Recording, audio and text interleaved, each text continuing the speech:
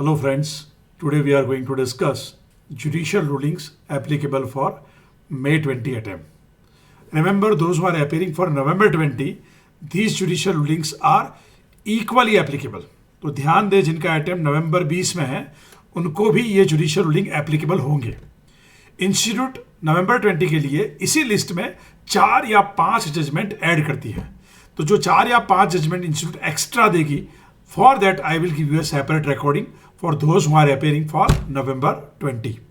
So let us start with the first judgment of Supreme Court, a very interesting issue in case of CIT versus Lakshman Das Khandelwal, reported in 417 ITR 325 and the matter was before Supreme Court. बहुत interesting issue था यहाँ. लक्ष्मण दास खंडेलवाल, उनको assessment करने से पहले कोई notice ही नहीं मिली. नॉर्मली असेसमेंट करने से पहले it is the duty of AO to issue notice under section 143(2) of the act.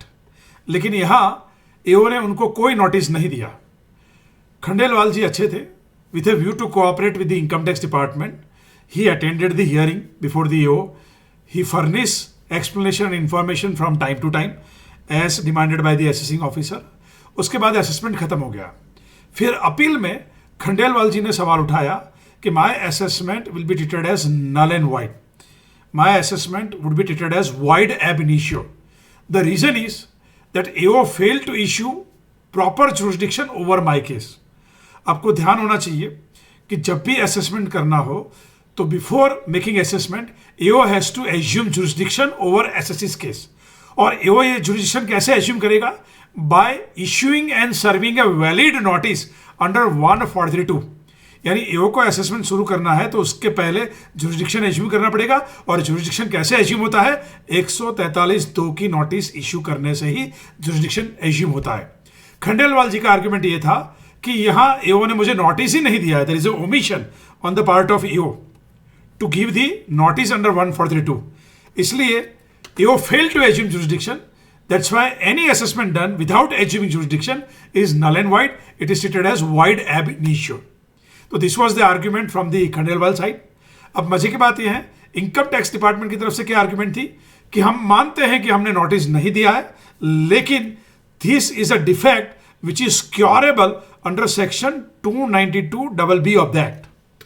तो इनकम टैक्स की आर्ग्यूमेंट ये थी कि डिफेक्ट है, हम मानते हैं हमारी गलती होगी हमारे AO की, लेकिन ये डिफेक्ट क्योरेबल है 292(b) ऑफ द एक्ट के अंतर्गत. तो आइए देखते हैं 292(b) क्या कहती है, व्हाट इज द प्रोविजन, और उसके ऊपर सुप्रीम कोर्ट की क्या राय है. तो सेक्शन 292(b) ये कहती है, when SSC has appeared in the proceedings और he has cooperated in the inquiry relating to assessment और reassessment, then it is deemed that such notice which is required to be served has been duly served upon the SSC in time in accordance with the provision of these act, and such SSC shall be precluded from taking any objection in any proceeding or inquiry under the act that notice was not served upon him or notice was not served upon him in time or it is served upon him in an improper manner. तो 292(b) क्या कहती है कि अगर SSC ने cooperate किया है assessment के दौरान, then it is deemed that notice has been duly served upon him. और बाद में SSC cannot take a stand that notice was not served upon him at all, or notice was not served upon him in time, or notice was not served upon him in a proper manner. ऐसी argument वो बाद में appeal में नहीं ले सकता है.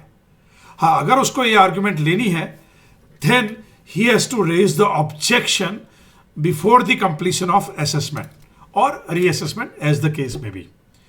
तो 292(b) ये कहती है कि एसएससी ने अगर ड्यूरिंग द असेसमेंट ऑब्जेक्शन लिया है तभी जाके ये सेक्शन अप्लाई नहीं होगी.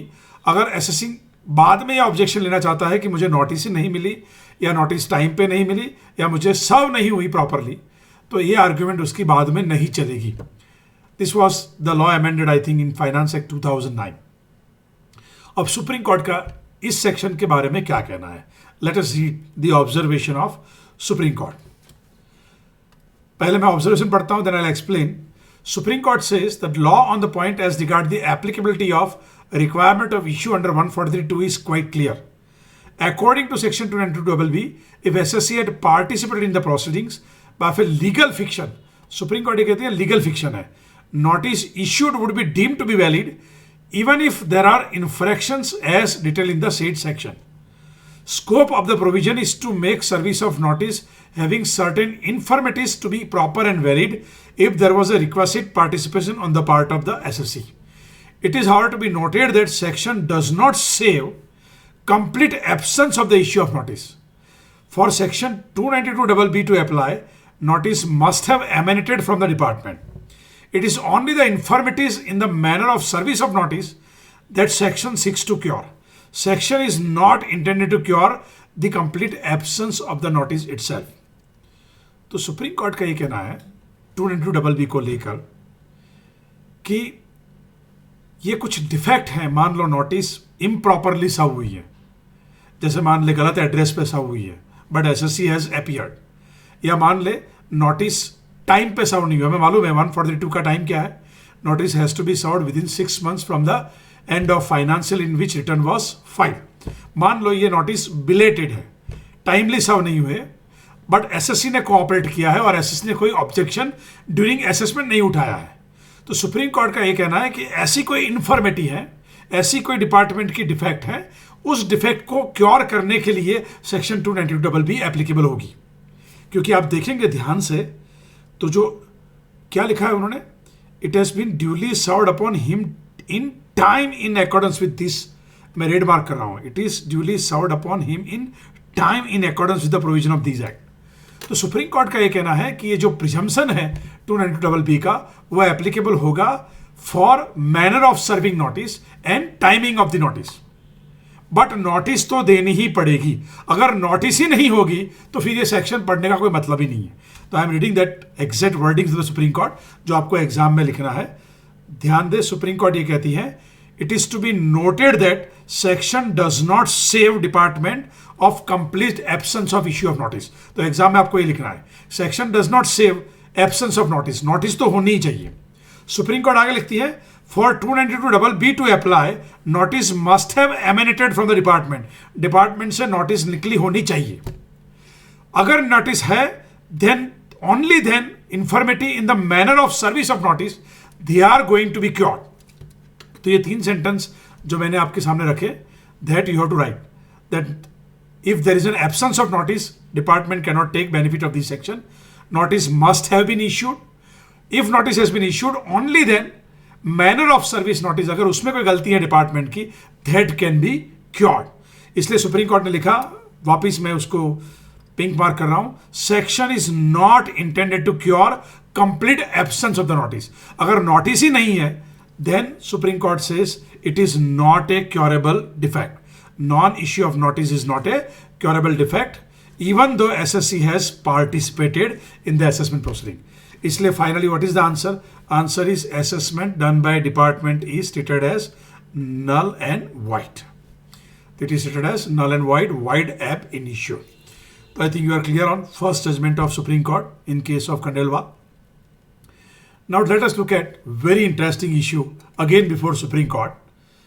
Case study number 2. And that is Principal CIT versus Maruti Suzuki India Limited. Very interesting judgment before the Supreme Court. What are the facts? First of all, let us look at facts of the case. Fact of the case where SSC company S has filed the return on November 28, 2012. जब उन्होंने return file किया था तब उनका एमालगमेशन नहीं हुआ था. जनवरी 29, 2013 कुछ 2-3 महीने बाद उनकी एमालगमेशन की मैटर चल रही थी and high court approved the scheme of amalgamation of S with M. यहां जो एम है, M nothing but what, Maruti Suzuki. तो एस कंपनी का मारुति सुजुकी के साथ क्या हुआ, एमालगमेशन हुआ. April 2, 2013 amalgamated company Maruti Suzuki उन्होंने एओ को जानकारी दी कि हमारा एमालगमेशन हुआ है और अब एस एग्जिस्टेंस में नहीं है, एस मारुति में मर्ज हो चुकी है. उसके बावजूद भी एओ ने स्क्रूटिनी का नोटिस दिया 143(2) में, और वो नोटिस किसके नाम से दिया, ध्यान से दे, एस के नाम से जो कंपनी एमालगमेट हो चुकी है, जो मर्ज हो चुकी है मारुति में, उसके नाम की नोटिस सितंबर 26, 2013 को एओ ने निकाली और उसके साथ साथ 142(1) का भी नोटिस निकाला। बाद में मैटर टीपीओ को दी गई। TPO had pass the order making adjustment in respect of royalty. तो इंटरनेशनल टैक्सेशन ट्रांसफर प्राइसिंग को लेकर टीपीओ ने रॉयल्टी को लेकर कुछ एडजस्टमेंट किया। Draft order was passed for company S. ध्यान दे, कंपनी एस के नाम का ऑर्डर पास हुआ। ऑर्डर किसके नाम का पास हुआ? Company S. अब कंपनी एस तो थी नहीं, इसलिए Maruti had participated in the assessment proceeding और finally Maruti had raised the objection before DRP, dispute resolution panel. क्योंकि एस कंपनी तो बंद हो चुकी थी, इसलिए मारुति ने ऑब्जेक्शन रेज किया डीआरपी के सामने। Finally DRP issued final assessment order on October 31, 2016 और डीआरपी ने भी जो ऑर्डर पास किया वो भी एस कंपनी के नाम का किया, मारुति के नाम का नहीं। ठीक है, अब मैटर आई ट्रिब्यूनल में। Maruti company had raised the objection कि assessment proceeding would be taken as null and void, क्योंकि असेसमेंट हुआ है ऐसी एंटिटी के नाम पे जो एंटिटी एग्जिस्टेंस में ही नहीं है। जिसका असेसमेंट हुआ है उसका एग्जिस्टेंस ही नहीं है, इसलिए this assessment would be taken as null and void, this assessment would be taken as invalid. Tribunal ने मारुति की बात मान ली और उन्होंने बताया कि this assessment is wide ab initio. High court ने भी ट्रिब्यूनल की बात मान ली कि असेसमेंट नल एंड वाइड है, इसलिए दुखी होके इनकम टैक्स डिपार्टमेंट कहाँ गया? सुप्रीम कोर्ट में। तो सुप्रीम कोर्ट में सवाल ये आया, तो अब समझ में आ गया क्या इश्यू इन्वॉल्व है। सुप्रीम कोर्ट में सवाल ये आया कि whether issue of notice by AO in the name of amalgamating company after this company got amalgamated with another company and after it was informed for the amalgamation, is it a defect curable under section 292B? Department का ये कहना था कि this is a small defect on our part, तो this defect should be cured. और department का ये कहना था कि Maruti had participated in the assessment proceeding, इसलिए Maruti is now estopped from taking a view that entity was non existence. तो सवाल ये उठता है कि क्या ये एस्टॉपल प्रिंसिपल लागू होगा या नहीं होगा। तो इशू यहाँ ये था, डिपार्टमेंट का ये कहना था कि यहाँ सेक्शन 292B अप्लाई होगी और ये डिफेक्ट क्योरेबल है। अब 292B नॉर्मली क्या कहती है? Any return of income, any assessment, any notice, any summons, any proceedings would not be taken as invalid simply because of there is a mistake और defect therein.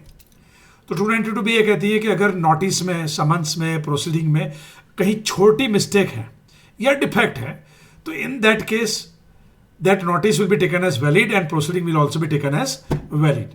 तो department का ये कहना था कि we are saved by 292B। अब supreme court का क्या ऑब्जर्वेशन है? सुप्रीम कोर्ट का ये कहना है कि इस केस में AO was informed that amalgamating company has ceased to exist, now S is no more and AO was informed. ठीक है, इसलिए कोर्ट का ये कहना था कि jurisdictional notice was issued in the name of S which was nothing but an amalgamating company, but S is now no more in existence। तो supreme court का ये वर्डिंग है, ये लिखना है आपको एग्जाम में। Basis on which jurisdiction was invoked was fundamentally at odd. Supreme court का ये कहना है कि स्क्रूटिनी करने से पहले उनको जुरिस्डिक्शन एज्यूम करना पड़ेगा। जुरिस्डिक्शन एज्यूम करने के लिए 142 की नोटिस देनी पड़ेगी, लेकिन यहाँ जुरिस्डिक्शन एज्यूम किया है नोटिस किसके नाम पे निकाल के? एस के नाम पे, जो नॉन एग्जिस्टेंट एंटिटी है। तो सुप्रीम कोर्ट का यह कहना है कि this create a odd situation and that's why we coming out with a legal principle amalgamating entity ceases to exist and that's why notice is treated as invalid. तो supreme court का यह कहना है कि एसएससी ने आपको बताया भी था एमालगमेशन हो चुका है, तो आपको अब नोटिस किसके नाम पे निकालनी चाहिए? मारुति सुजुकी के नाम के निकालनी चाहिए। लेकिन इसके बावजूद भी आपने नोटिस इसके नाम पे निकाली, ऐसी कंपनी जो एग्जिस्टेंस में नहीं है उसके नाम पे निकाली। इसलिए सुप्रीम कोर्ट का यह कहना है initiation of assessment proceeding for a non existent entity is nothing but a void ab initio even though there is a participation by amalgamated company and in this circumstances there can not be an estoppel against the law. तो supreme court का यह कहना है कि any notice for a non existent entity is nothing but a void ab initio Even though amalgamated company had participated, department cannot request for an estoppel of conduct. I think it's clear. This is a very wonderful judgment of Supreme Court in case of Maruti Suzuki. Let us look at one more case study from Supreme Court. CIT versus AAA Estate Private Limited, 413 ITR 438. This is very, very interesting issue. The issue was here, ध्यान से देखें, high court के सामने matter I थी और high court ने AA estate private limited का matter decide किया. कैसे? ध्यान से पढ़ें. Without forming substantial question of law at the time of admission of appeal. High court heard both the parties and decided the appeal affirming the order of tribunal. तो हुआ क्या था यहां? AA estate private limited, pay attention, AA estate private limited, उसने यहां appeal file किया high court में. ठीक है. अब हाई कोर्ट ने क्या किया?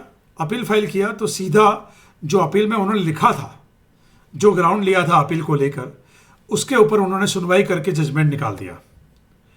ये जो कंडक्ट थी हाई कोर्ट की, इससे नाखुश होकर डिपार्टमेंट ने यहां सुप्रीम कोर्ट में अपील फाइल किया. क्या हाई कोर्ट इस तरह बिहेव कर सकती है? क्योंकि सेक्शन 260A ऐसा कहती है कि जब भी हाई कोर्ट में अपील फाइल किया जाता है, नॉर्मली हाई कोर्ट में मेमोरेंडम अपील फाइल किया जाता है, तो जब भी हाई कोर्ट में मेमोरेंडम अपील दर्ज किया जाता है तो it is the duty of high court to first fix the hearing कि whether there is a substantial question of law involve in this matter और नॉट. तो हाई कोर्ट की ड्यूटी क्या है? पहले उनको क्या करना है? पहले उनको सुनवाई करनी है कि इसके अंदर सब्सटेंशियल क्वेश्चन ऑफ लॉ है या नहीं है. तो high Court should be satisfied that whether there is a substantial question of law is involve और नॉट. उसकी सुनवाई करनी है. ठीक है. अगर हाई कोर्ट को लगता है कि इसके अंदर सब्सटेंशियल क्वेश्चन ऑफ लॉ है, if high court is satisfied कि substantial question of law involve है, तो हाई कोर्ट को खुद को उस क्वेश्चन को ड्राफ्ट करना है कि इस मैटर में क्या सब्सटेंशियल क्वेश्चन ऑफ लॉ है.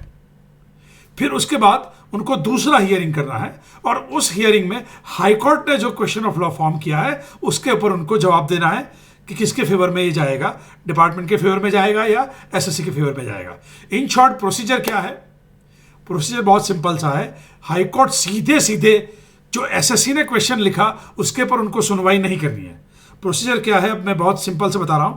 प्रोसीजर ये है, हाई कोर्ट को पहले दोनों को बुलाना है और सुनवाई करके पहले तय करना है कि इसमें सब्सटेंशियल क्वेश्चन ऑफ लॉ है या नहीं है. अगर स्पेशल सब्सटेंशियल क्वेश्चन ऑफ है नहीं, उसके अंदर क्वेश्चन ऑफ लॉ नहीं है, तो हाई कोर्ट को अपील डिसमिस कर देनी है, अपील एडमिट ही नहीं करनी है.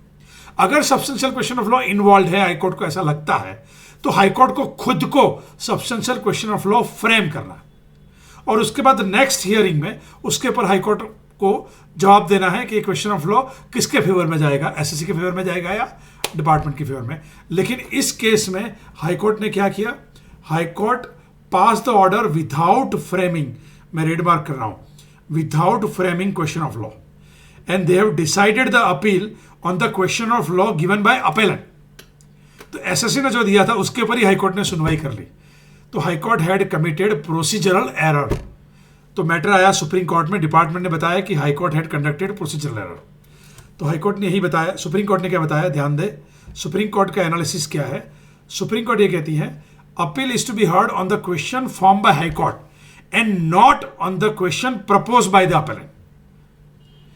अगर high court is of the view that there is no question of law, then it should give a finding that there is no question of law involved in this case.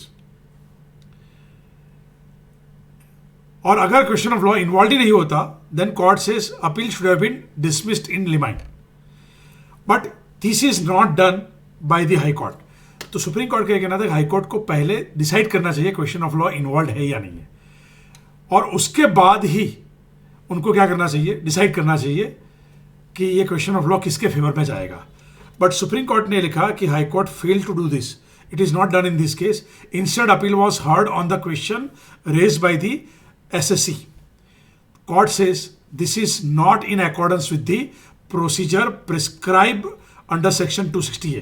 तो supreme court का यह कहना था कि High court fail to follow the procedure prescribe under 260A and that's why Supreme Court says we are referring matter back to the table of high Court. हम High Court को ये matter वापस उसके टेबल पर छोड़ते हैं और high Court को बताते हैं they should decide the matter in accordance with procedure prescribe under 260A। तो इन शॉर्ट हाई कोर्ट को ये प्रोसीजर फॉलो करनी चाहिए। क्या प्रोसीजर फॉलो करनी चाहिए? पहले सुनवाई करके डिसाइड करना चाहिए क्वेश्चन ऑफ लॉ इन्वॉल्व है या नहीं है। अगर है तो उनको क्वेश्चन ऑफ लॉ फॉर्मुलेट करना चाहिए और उसके बाद ही मैटर की सुनवाई करके डिसाइड करना चाहिए कि क्वेश्चन ऑफ लॉ किसके फेवर में जाएगा। If high court fail to follow this procedure, Supreme Court says this is not a proper conduct, that's why matter will be given back to the table of high court to follow the procedure and decide the matter. Next case study number 4, बहुत interesting case है। Again the matter was before Supreme Court in case of CIT versus अरहाम Softronics 412 ITR 623। बहुत interesting issue था, ध्यान दे। यहाँ issue ये था SSC was claiming ATIC and SSC was claiming because of they have set up new industrial unit in Himachal Pradesh. अब ध्यान दे, अगर SSC company है तो डिडक्शन मिलता है पहले 5 साल के लिए 100% और दूसरे 5 साल के लिए 30% of the profit derived from this industrial unit, यानी 10 साल को लेकर डिडक्शन मिलता है अगर SSC कंपनी है। अगर SSC अदर देन कंपनी है तो हमारे केस में यहाँ कौन है? अरहाम सॉफ्ट्रॉनिक्स, तो it is not A company. अगर SSC अदर देन कंपनी है तो पहले 5 साल के लिए 100% डिडक्शन मिलता है और छठे साल से और 5 साल के लिए 25% मिलता है। 30% के बाद कितना मिलता है? 25% फॉर नेक्स्ट 5 ईयर्स। ठीक है, तो ये क्लियर हो गया। तो SSC वॉज क्लेमिंग ATIC। अब 5 साल खत्म हो गए, SSC ने 100% डिडक्शन भी ले लिया। बाद में SSC ने सब्सटेंशियल एक्सपांशन भी किया। क्या किया SSC ने? मैं येलो मार्क पिंक मार्क कर रहा हूं। SSC carried out substantial expansion as well. अब सब्सटेंशियल एक्सपांशन करने के बाद ATIC में एक अलग क्लोज है कि अगर आप सब्सटेंशियल एक्सपांशन करते हैं तो आपको वापिस 100% डिडक्शन मिलेगा 5 साल के लिए और 25% अगले 5 साल के लिए। There is an overall cap. Overall cap क्या है? Total period under ATIC shall not exceed 10 years. ठीक है, तो ATIC में ऐसा लिखा है अगर आप सब्सटेंशियल एक्सपांशन करते हैं तो भी आपको ATIC मिलता है 100% 5 साल के लिए और 25% नेक्स्ट 5 साल के लिए। इसलिए SSC का ये कहना था कि हमने सब्सटेंशियल एक्सपांशन किया इसलिए हमें वापिस 100% डिडक्शन मिलना चाहिए from the year in which we have carried out substantial expansion. तो it is very interesting issue. Department का ये कहना था नहीं, एक बार आप ATIC में आ गए तो आपको पहले 5 साल के 100% और दूसरे 5 साल के लिए 25% ही मिलेगा, even though you carry out substantial expansion separately. तो इश्यू आपके समझ में आया। इश्यू ये था कि जिसने न्यू अंडरटेकिंग सेटअप किया था और 100% डिडक्शन लिया पहले 5 साल के लिए, उसके बाद can he claim again 100% once he will take substantial expansion for the remaining period out of 10 years. तो एक बार 100% ले लिया, 5 साल खत्म हो गए, can he claim again 100% because he had carried out what? Substantial expansion. तो हमें ध्यान से पढ़ना पड़ेगा सेक्शन ATIC। ATIC अगर आप ध्यान से पढ़ें उसमें खास करके ATIC सबसेक्शन 6 तो ये कहती है कि टोटल डिडक्शन मिलता है 10 असेसमेंट ईयर के लिए। और 10 असेसमेंट ईयर कैसे काउंट करने हैं तो उन्होंने ATIC 8 में लिखा है। इनिशियल असेसमेंट ईयर कैसे निकालना है, what will be the first assessment year. तो उन्होंने लिखा है फर्स्ट असेसमेंट कहां से शुरू होगा? Number 1, if SSC begins to manufacture or produce article, or SSC commences operation, or SSC completes substantial expansion। ध्यान दे, तीनों के बीच में और है। तो मैटर आया सुप्रीम कोर्ट में कि इनिशियल असेसमेंट ईयर कहां से गिना जाएगा। SSC का यह कहना था कि ATIC 8 में तीनों के बीच में और है, इसलिए जब मैंने कमेंस किया था, बिजनेस सेटअप किया था, तब मेरा शुरू हो गया ATIC पहला साल, जिस साल मैंने कमेंस किया। ठीक है, अब मान ले 1 लेट अस टेक इट 1 2 3 4 5 6 7। अब मान ले कि एसएससी ने 7वें साल में सब्सटेंशियल एक्सपांशन किया, तो उसने पहले 5 साल के लिए, ये जो पहले 5 साल हैं उसके लिए उसने 100% क्लेम किया, ठीक है। जो छठा साल है उसके लिए उसने 25% क्लेम किया। अब 7वें साल में उन्होंने सब्सटेंशियल एक्सपांशन कंप्लीट किया, ठीक है। अब एसएससी का ये कहना है कि हमने 7वें साल में सब्सटेंशियल एक्सपांशन कंप्लीट किया, इसलिए वापस हमारा इनिशियल असेसमेंट ईयर, क्योंकि यहां लिखा है कंप्लीट सब्सटेंशियल एक्सपांशन, तो वापस हमारा इनिशियल असेसमेंट ईयर शुरू होगा 7वें साल से, इसलिए वापस 7वें साल से हमें 100% डिडक्शन मिलना चाहिए। तो एसएससी की आर्गुमेंट ये थी कि 7वें साल से हमें 100% डिडक्शन मिलना चाहिए, दैट वाज द आर्ग्यूमेंट। और उनका ये कहना था कि ये सबके बीच में और है, इसलिए इनिशियल असेसमेंट ईयर वापस शुरू होगा जब हम सब्सटेंशियल एक्सपांशन करेंगे तब। सुप्रीम कोर्ट ने क्या एनालिसिस किया, ध्यान से पढ़ें। सुप्रीम कोर्ट ने बताया undertaking which had been set up a new unit would be eligible at the rate of 100% deduction for 5 years because initial assessment year started.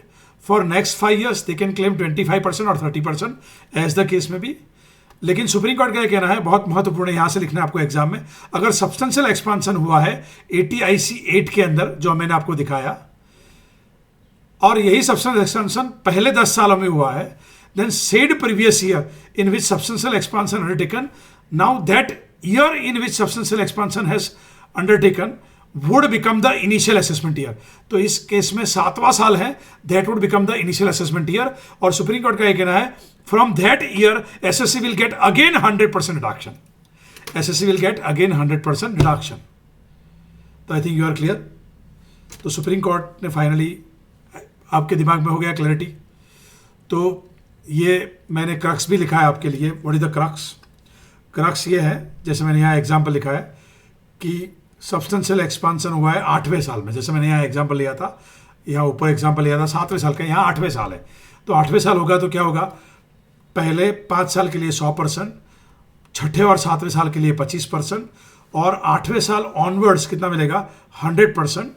Maximum कहाँ तक, 10 सालों तक, यानी 8, 9 और 10 को लेकर कितना मिलेगा 100%। तो this is the crux of the supreme Court judgement. इसके पहले सुप्रीम कोर्ट ने 2018 में बाइंडिंग इंडस्ट्री को लेकर एक जजमेंट दिया था, ये जजमेंट सुप्रीम कोर्ट ने ओवर रूल कर लिया है।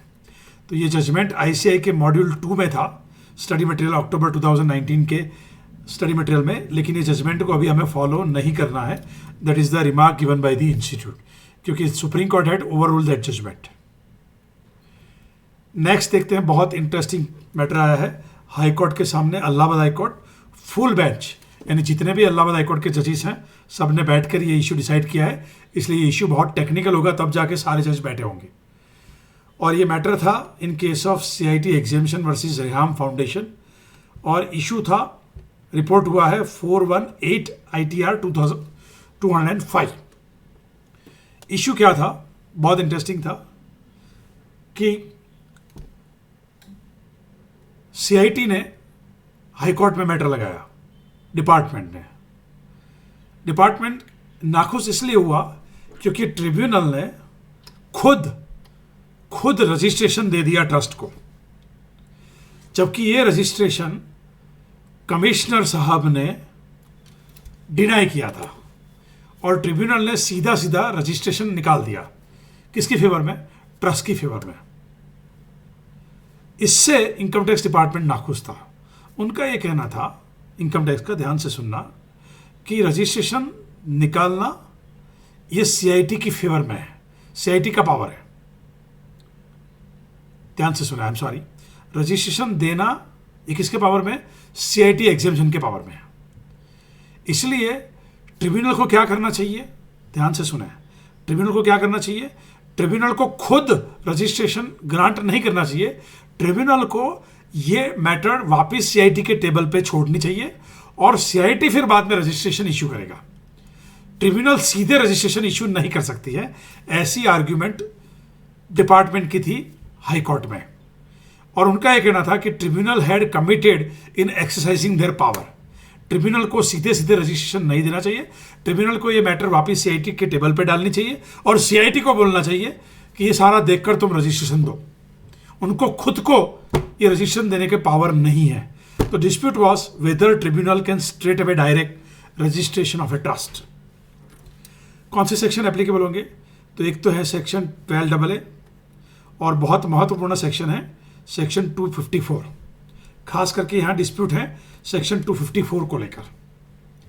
तो ध्यान दे 254 क्या कहती है? It gives the power to tribunal to pass the order as it thinks fit after giving both the parties an opportunity of being heard. तो सेक्शन 254 में क्लियर लिखा है कि tribunal can pass the order as it thinks fit.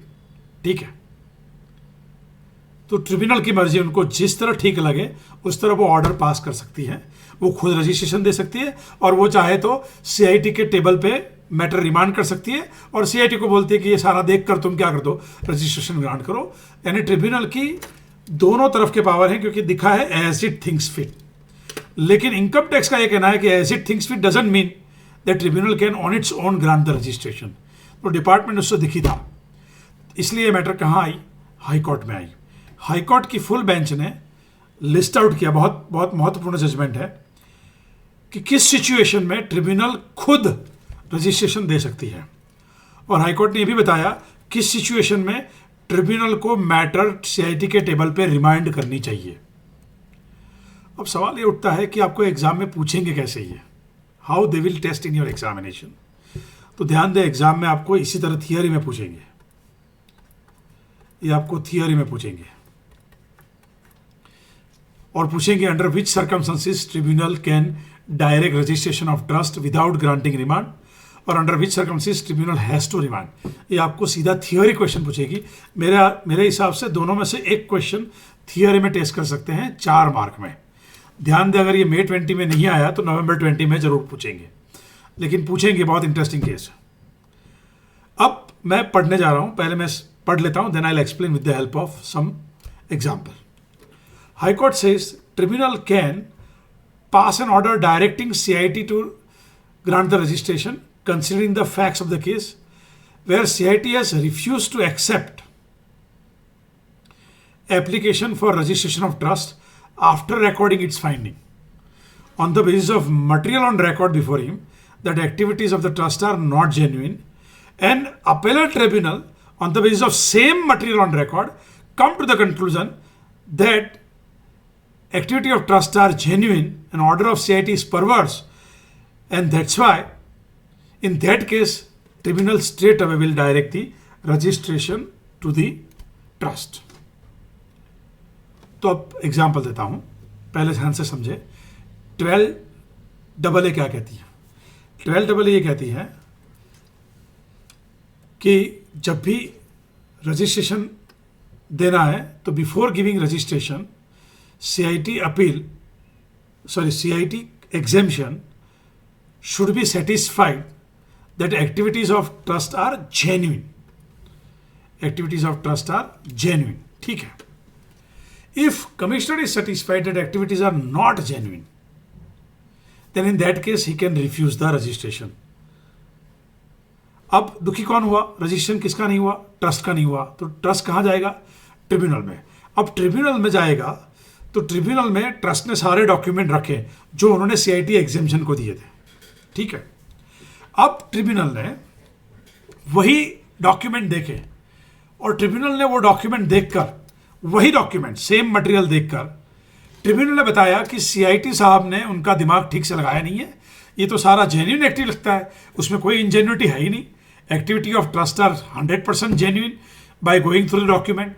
Document में ऐसा कहीं भी नहीं लग रहा है कि ट्रस्ट इज इनजेन्युइन और उनकी एक्टिविटी और उनके ऑब्जेक्ट क्या है, इनजेन्युइन है। इसलिए वही मटेरियल देखकर ट्रिब्यूनल का ये कहना था कि एक्टिविटीज आर जेन्युइन। अगर ट्रिब्यूनल मानती है कि एक्टिविटीज आर जेन्युइन उसी डॉक्यूमेंट को देखकर, बहुत महत्वपूर्ण वर्ड है ये word, same document same material को देखकर, तो इस केस में हाईकोर्ट का ये कहना है कि appellate tribunal can direct registration to the trust. उनको CIT को रिमांड करने की जरूरत नहीं है। विदाउट रिमाउंड ऑफ सीआईटी, क्योंकि सीआईटी को अब देखने की जरूरत नहीं, सीआईटी ने तो दिमाग लगाया नहीं था, इसलिए ट्रिब्यूनल ने ये रिकॉर्ड देखकर दिमाग लगाया और बताया कि एक्टिविटी क्या है, जेन्युइन है।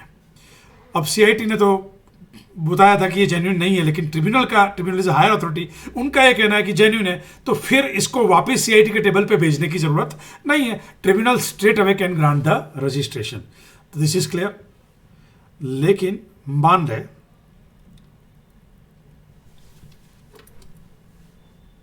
ट्रिब्यूनल का ये मानना है कि activities are genuine on the basis of some material और डॉक्यूमेंट एविडेंस, बट ये material document was not presented before commissioner. तो ध्यान दे, ये केस क्या है कि सीआईटी एग्जेम्पशन ने रजिस्ट्रेशन नहीं दिया, रिफ्यूज कर दिया, ठीक है। ऐसा उन्होंने बताया कि डॉक्यूमेंट देखकर मेरा ये मानना है कि ये डॉक्यूमेंट ट्रस्ट ने नहीं दिया है, और in the absence of that document I can not decide the activities are genuine और नॉट, इसलिए मैं उनको रजिस्ट्रेशन रिफ्यूज कर रहा हूं। तो सीआईटी ने कुछ डॉक्यूमेंट मंगवाए होंगे जो SSC trust fail to produce for some reason beyond their control, इसलिए सीआईटी साहब ने क्या कर दिया, एग्जेम्पशन ने उन्होंने रजिस्ट्रेशन रिफ्यूज कर दिया। अब ये डॉक्यूमेंट ट्रिब्यूनल ने कहां प्रोड्यूस किए, सॉरी ट्रस्ट ने कहां प्रोड्यूस किए, ट्रिब्यूनल के सामने।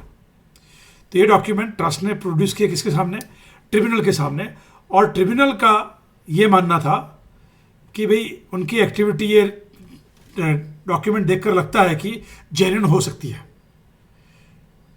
तो ऐसे सिचुएशन में ट्रिब्यूनल को क्या करना चाहिए, ट्रिब्यूनल को ये केस रिमांड करना चाहिए किसके टेबल पे, सीआईटी के टेबल पे। They have to remand on the table of what, CIT, ठीक है। तो I think you are clear. तो in this case they said tribunal has to remand the matter to CIT for recording satisfaction in terms of 12AA। 12AA का satisfaction क्या है, activity genuine है या नहीं है। तो आई थिंक क्लियर। तो बहुत सिंपल सी बात है, अगर सेम मटेरियल है, क्या है, सेम मटेरियल, और उसके बाद ट्रिब्यूनल ये कहती है कि एक्टिविटीज आर जेन्युइन, तो उस सिचुएशन में सीआईटी के टेबल पे वापस देने की जरूरत नहीं है। और अगर कुछ एडिशनल मटेरियल है जो सीआईटी के सामने नहीं था, ध्यान से देखें, tribunal record satisfaction based on material which was not before, मैं रेड मार्क कर रहा हूं, the material which was not before CIT. अगर ऐसी सिचुएशन है तो ट्रिब्यूनल को क्या बोलना चाहिए, ये मटेरियल सीआईटी के टेबल पे वापस दिखाया जाए और सीआईटी डिसाइड करेंगे कि इस केस में एक्टिविटी जेन्युइन है या नहीं है, और बाद में सीआईटी डिसाइड करेंगे रजिस्ट्रेशन देना चाहिए या नहीं देना चाहिए। तो इस सिचुएशन में ट्रिब्यूनल को क्या करना चाहिए, matter should be remanded on the table of CIT. तो I think you are clear. अगर सेम मटेरियल है तो no need to refer matter back to table of CIT, और अगर एक्स्ट्रा मटेरियल आया है तो in that case they can remand.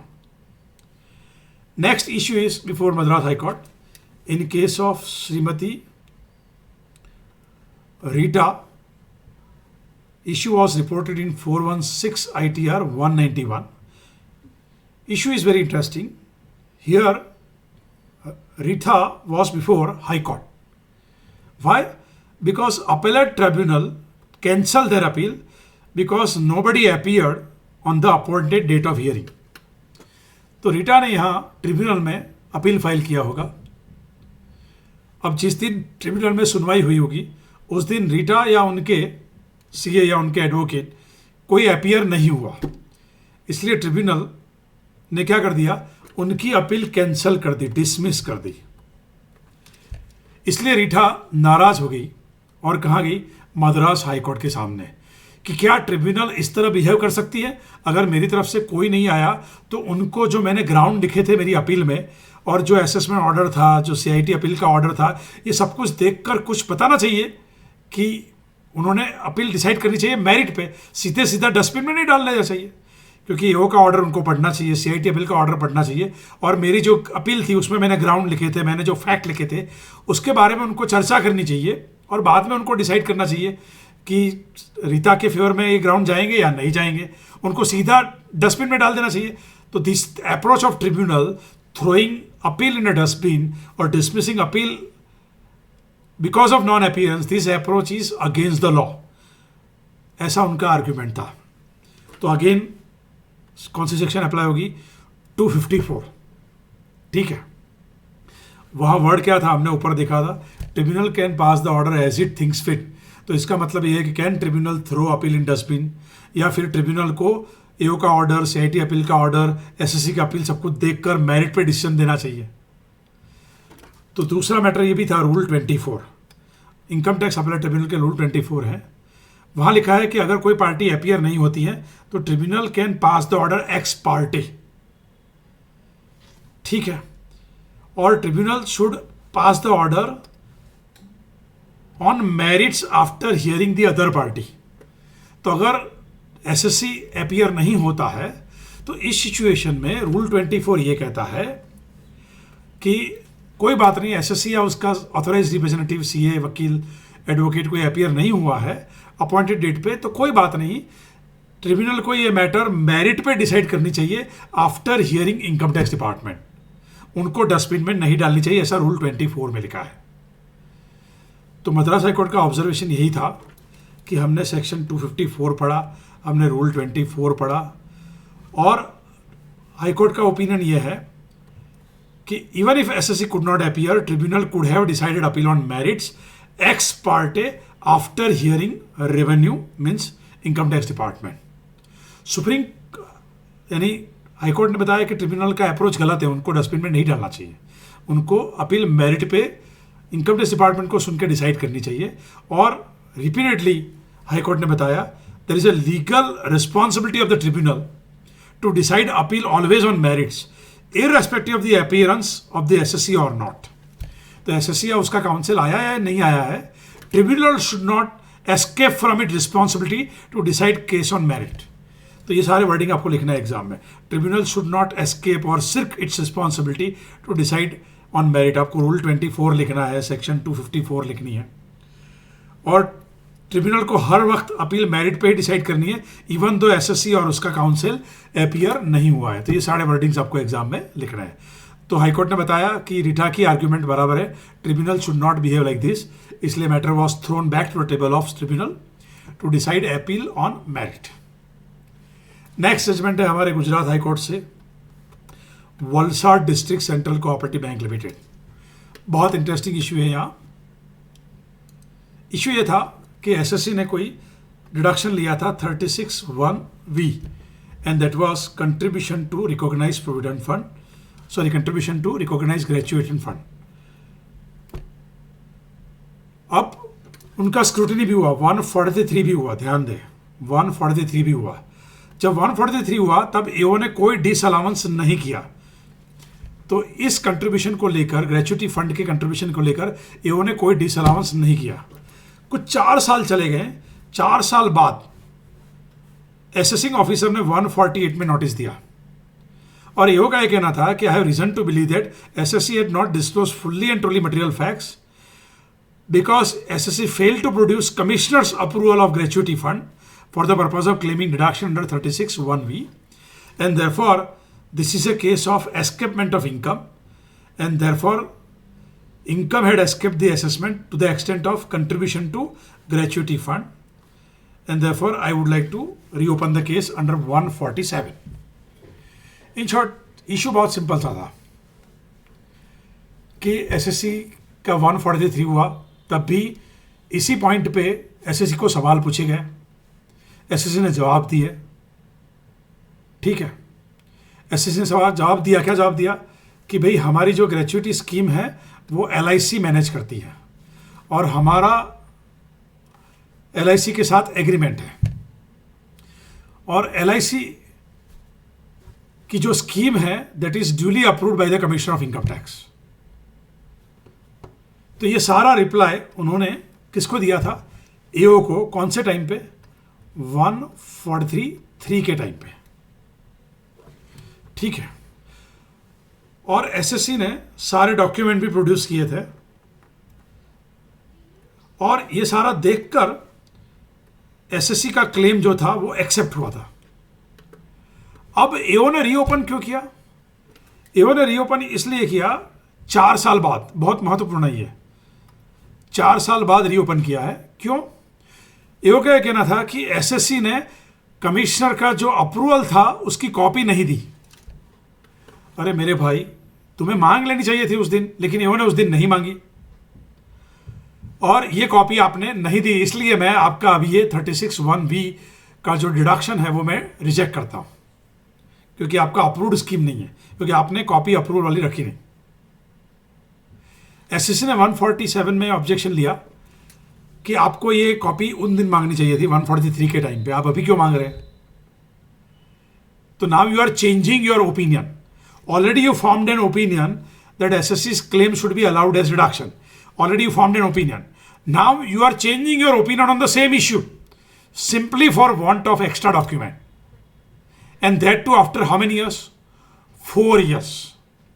अब आपको जानकारी है सेक्शन 147 ये कहती है कि once 4 years are over, if SSC had filed the return, SSC's case was selected for scrutiny. During scrutiny, SSC had disclosed fully and truly all material facts called upon by the AO. Then AO cannot reopen the case after how many years? 4 years. ऐसा कहाँ लिखा है? Section 147 के proviso में 3 condition है, ध्यान दें। SSC's case was selected for scrutiny. During scrutiny, SSC had disclosed fully and truly all material facts. Then and time limit has expired after how many years? 4 years. Then in that case, AO cannot change his opinion. AO cannot issue this notice. तो high court ने बताया कि during the course of original assessment AO had not pointed out these aspect of gratuity nor raised the query. AO ने ऐसा कोई सवाल ही नहीं उठाया कि आपका अप्रूव्ड है या अनअप्रूव्ड है। आप AO को देख लेना चाहिए था। कौन से टाइम पे? ओरिजिनल असेसमेंट के टाइम पे, 143 के टाइम पे। लेकिन AO fail to do. Now AO is changing his opinion. High Court held that merely because SSC is unable to produce the copy of approval of gratuity scheme by the commissioner after a long gap of time, क्योंकि ये approval हुआ था 1976 में। तो high court का कहना था कि simply SSC fail to produce this copy, it would not amount to, बहुत महत्वपूर्ण है, it would not amount to disclose truly and fully all material facts. तो हाईकोर्ट का यह कहना है कि SSC had not committed any error, SSC had disclose fully and truly all material facts, क्योंकि एसएससी ने ये कॉपी तो प्रोड्यूस किया ही है एलआईसी के साथ जो एग्रीमेंट है वो।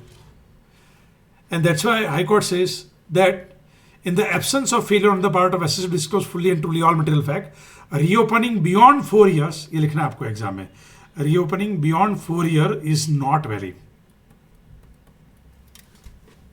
So this is to be kept in mind. In short, high court का ये कहना है कि AO को 143 के टाइम पे मांग लेना चाहिए था, but AO had not raised the query. अब AO ने बाद में क्वेरी रेज किया और वो 1976 का डॉक्यूमेंट मांग रहा है। अब उसकी कॉपी एसएससी के पास नहीं है और डिपार्टमेंट ने अप्रूवल दिया तो डिपार्टमेंट के रिकॉर्ड में होनी चाहिए, डिपार्टमेंट के पास नहीं है तो एसएससी क्या कर सकता है? तो simply not producing that copy does not mean SSC had not disclose truly and fully all material fact. That means SSC had disclose fully and truly all material fact. ऐसी सिचुएशन में 4 साल के बाद 147 नहीं हो सकता है। That is what the conclusion given by Madras high court, sorry Gujarat high court. Next issue is before Kerala high court in case of CIT versus Eurotech 415 ITR 463। बहुत इंटरेस्टिंग मैटर है। यहाँ SSC was a charitable trust approved under 12AA. They have paid rent for building occupied by it. AO ने देखा कि they failed to deduct TDS under 194I. That's why, sorry, AO ने देखा they have deducted TDS, I am sorry, but deposited late. I'm sorry. Tax was deducted at source by the SSC but deposited belated. Because of it is deposited belated, AO ने penalty लगाया 271C का equal to tax payable. SSC की argument ये थी कि ये delay हुआ है हमारे क्लार्क की वजह से। Clerk fail to discharge her duty properly. ठीक है। और एसएससी का ये भी कहना था कि this section would not be applicable to us. Assessee का ये कहना था कि 194I would be covered applicable to those individual HUF who are under 144AB audit. यानी एसएससी का ये कहना था कि this section is applicable only to those who are covered in tax audit. तो let me explain facts again. Facts क्या थी? Assessee is a trust, registered trust, they paid rent, they deducted TDS, but TDS was deposited late. That's why 271C penalty was imposed by the EO. Argument ये थी, दो argument थी। हमारे clerk की गलती हो गई, क्लर्क ने ठीक से ड्यूटी नहीं बजाया इसलिए गलती हो गई। और दूसरा आर्ग्यूमेंट ये था कि हमारा केस टैक्स ऑडिट में नहीं आता है, इसलिए 194I एप्लीकेबल ही नहीं होती है। उसके बावजूद भी हमने TDS काटा है, लेकिन हमें सेक्शन 194I एप्लीकेबल ही नहीं होती है क्योंकि हमारा टैक्स ऑडिट में केस फॉल नहीं हो रहा है। तो मैटर आया था हाईकोर्ट के सामने। तो पहले तो 194I की जानकारी होनी चाहिए। 194I किसको एप्लीकेबल होती है? Every person is required to deduct tax at source other than individual HUF, not being individual HUF। कब? If they pay rent to a resident. और इंडिविजुअल HUF को कब अप्लाई होती है? Individual HUF are subject to this section if they are required to get accounts audited under clause A or B of section 44AB in preceding financial year. So this is 194I.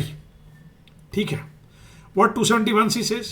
If person fails to deduct tax at source or fails to pay tax at source, then he is liable to pay penalty of a sum equal to tax payable which he failed to deduct or pay. ठीक है. Now what court said, I'm sorry, court says हमने section 194I पढ़ा। Audit वाला जो proviso है that is applicable only to individual HUF and trust is not an individual or HUF and therefore this argument is not relevant and therefore trust is required to deduct tax at source whether it is covered in tax audit or not. तो court का कहना था कि जो proviso applicable सिर्फ किसको होता है? इंडिविजुअल या HUF को ही होता है। ठीक है. और trust is not an individual HUF, इसलिए ये सेक्शन का उनको एडवांटेज नहीं मिलेगा। फिर कोर्ट ने बताया आगे कि हमने ऐसा ही matter recently classic concept home private limited में आया था। उसमें उन्होंने बताया था कि अगर assessee fail to deposit tax at source in time, then he cannot enjoy this fund of government for its working capital or some other purpose, and therefore SSC is liable for penalty. तो उनका ये कहना था कि classic concept home में हमने already बता दिया है कि SSC failed to deposit tax in time on the ground that we were running short of working capital or we are having our staff has committed error. ऐसे ground 273B में नहीं चलेंगे। They are not called a reasonable cause. Section 273B उनको लागू नहीं होगी। You cannot use government fund. If you are committing this kind of violation, court says you are liable for penalty. इसलिए court ने बताया कि SSC is liable for penalty under 271C for non-remittance of tax at source. Clear?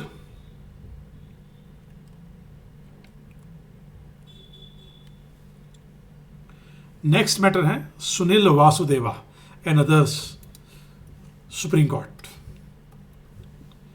Issue was reported in 415 ITR. What happened here? High Court passed the order, but when High Court passed the order, at the time of passing order, High Court failed to give effect of section 293 of the Income Tax Act that High Court omitted while passing the order. And that's why request was made to High Court to review its order. That High Court had committed a mistake apparent from record. उनको section 293 ध्यान में लेना चाहिए decision की सुनवाई करते वक्त, वो भूल गए। इसलिए हाई कोर्ट के अंदर रिक्वेस्ट हुआ कि आप इस ऑर्डर को रिव्यू करें, ये आपकी गलती है। ठीक है। और हाईकोर्ट ने ये ऑर्डर रिव्यू किया। इससे नाखुश होकर Sunil Vasudeva went to supreme court और उन्होंने सवाल पूछा सुप्रीम कोर्ट को कि हाईकोर्ट को इनहेरेंट पावर है उनके ऑर्डर को रिव्यू करने का। सुप्रीम कोर्ट ने बहुत बढ़िया लिस्ट दिया किस सिचुएशन में हाई कोर्ट के पावर हैं और किस सिचुएशन में हाई कोर्ट के पावर रिव्यू करने के नहीं हैं। सुप्रीम कोर्ट ने बताया कि डिस्कशन हम मायावती के केस में ऑलरेडी कर चुके हैं 2013 में।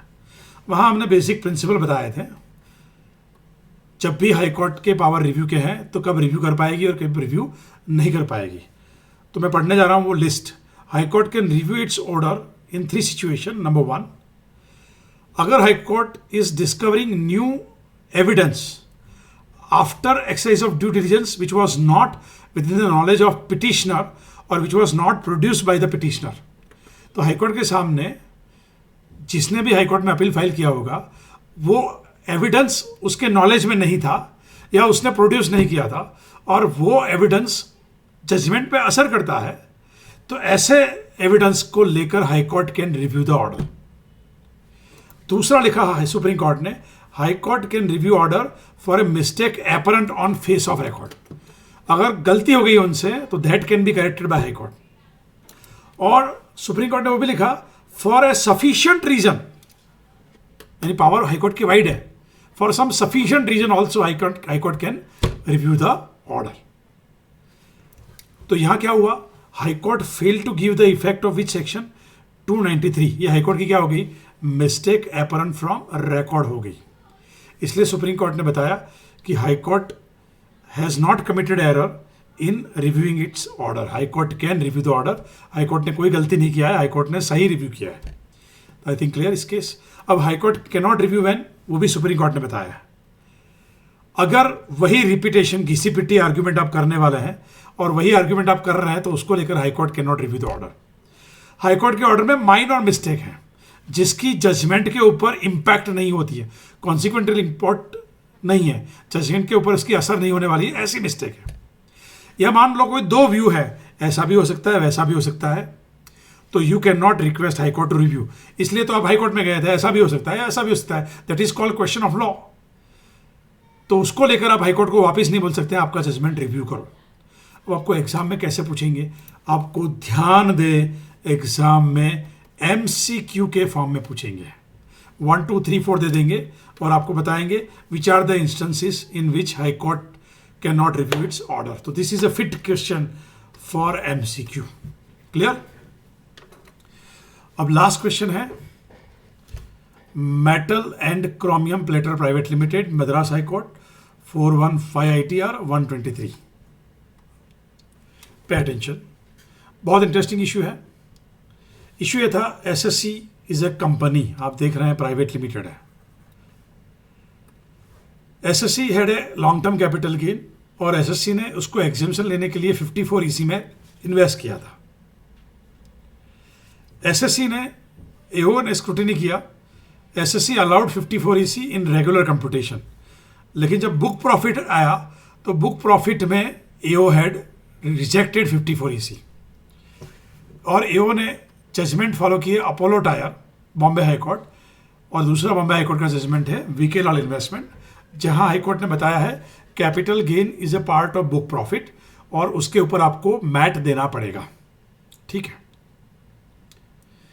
बट SSC का ये कहना था कि चाहे वो बुक प्रॉफिट का हिस्सा है लेकिन बुक प्रॉफिट में से मैं 54 EC माइनस कर सकता हूं। अब ध्यान दे, बुक प्रॉफिट तय करने के लिए हमें कुछ पॉजिटिव और कुछ नेगेटिव एडजस्टमेंट करने होते हैं और उसका लंबा लिस्ट दिया गया है पॉजिटिव और नेगेटिव का 115 JB सेक्शन के अंतर्गत, एक्सप्लेनेशन 2 के अंतर्गत। और मैंने आपको जब पढ़ाया था तब बताया था कि वाटर टाइट एडजस्टमेंट करना है, उसके ऊपर एक भी एडजस्टमेंट नहीं करना है। और उस लिस्ट में कहीं भी डिडक्शन अंडर 80C to 80 नहीं लिखा है, उस लिस्ट में 54 EC नहीं लिखा है, उस लिस्ट में 10AA नहीं लिखा है। इसका मतलब ideally speaking you cannot take advantage of 54 EC, 80 IA, 80 IB while computing book profit. So this is generally held by Apollo Tyre and VK Lal. तो एओ का ये कहना था कि मैं 54 ईसी माइनस नहीं करूंगा बुक प्रॉफिट में से। अब मैटर आया मद्रास हाईकोर्ट में। मद्रास हाईकोर्ट ने बताया कि एओ जो जजमेंट रिलाई कर रहा है, ध्यान दें, अपोलो टायर और वीके लाल, ये दोनों जजमेंट सेक्शन 115 जे को लेकर थे, पुरानी सेक्शन 115 जे को लेकर थे। तो both the judgments relied upon by AO were rendered in the context of 115 J और 115 जे, और अब हम देख रहे हैं 115 जे बी, और जे और जेबी को कंपेयर करें तो 115 जे में जेबी 5 जैसा सेक्शन नहीं था। इट डज नॉट कंटेन, ये आपको एग्जाम में लिखना है, it does not contain provision equal to 115 JB 5। ठीक है, इसलिए मद्रास हाईकोर्ट का यह कहना है कि ये दोनों जजमेंट हैं, दीज जजमेंट्स आर इररिलेवेंट। ये जजमेंट एओ के जो हैं वो इररिलेवेंट है, तो दीज जजमेंट्स आर इररिलेवेंट। तो आपको एग्जाम में लिखना है दोनों जजमेंट इररिलेवेंट हैं क्योंकि 115 जेबी 5 नाम का सेक्शन 115 जे में नहीं था। ठीक है, अब 115 जेबी 5 क्या कहती है, मैं पढ़ रहा हूं। 115 जेबी 5 ये कहती है, save as otherwise provided in this section, all other provision of these act will apply to the SSC being a company mentioned in this section। यानी उसका ये कहना है कि एक बार आपने बुक प्रॉफिट तय कर लिया है, उसके बाद ये आपको एग्जाम में लिखना है 115 JB 5, all other provision of the act will apply. SSC को एक्ट के सारे प्रोविजन अप्लाई होंगे एक बार आप 115 जेबी में बुक प्रॉफिट तय कर लेते हैं। जेबी 5 खुद लिखती हैं, एक बार आप बुक प्रॉफिट तय कर लेते हैं उसके बाद एक्ट के सारे प्रोविजन अप्लाई होंगे। इसलिए मद्रास हाईकोर्ट का यह कहना था, ध्यान से पढ़ें, मैं पढ़ रहा हूं, assessment in terms of 115 GB book profit would be further subject to other provision of the act। यानी आप other provision of the act के बेनिफिट ले सकते हैं बिकॉज ऑफ विच सेक्शन, जेबी 5। इसका मतलब कि मद्रास हाईकोर्ट ने बताया, कंक्लूजन क्या है, कंक्लूजन ये है, SSC can claim 54 EC after computing book profit, क्योंकि जेबी 5 ये कहती है other provision of the act will apply after computing book profit, ऐसा जेबी 5 में लिखा है। तो यू गॉट द पॉइंट। तो Madras high court had given the different finding. तो आप ध्यान दें, हमने जो सम सॉल्व किए थे उसमें हमने वीके लाल लगाया था। अब आपको एग्जाम में पूछते हैं तो आप क्या करेंगे, आप अभी मद्रास हाईकोर्ट का ये मेटल एंड क्रोमियम प्लेटर नाम याद रख लें, मस्ट रिमेंबर, बहुत महत्वपूर्ण है एग्जाम को लेकर। जब भी आपको बुक प्रॉफिट कैलकुलेट करने को पूछे मई 20 या नवंबर 20 में, तो आपको मेटल क्रोमियम लिखना है, और मेटल क्रोमियम के हिसाब से 115 जेबी 5 ये कहती है बुक प्रॉफिट तय करने के बाद अदर प्रोविजन अप्लाई होंगे, और अदर प्रोविजन अप्लाई होंगे इसलिए एसएससी को 54 EC भी मिल जाएगा। तो that is the conclusion, assessee can claim 54 EC after claiming book profit. तो I think you are clear. तो this are two judgments very very important. One is MCQ related judgment I have discussed of the supreme court, और दूसरा मैंने आपको बताया ये वाला metal platter वाला, कि जहां आप बुक प्रॉफिट में से 54 EC घटा सकते हैं। तो I am ending this session. Wish you all the best for your examination. Thank you.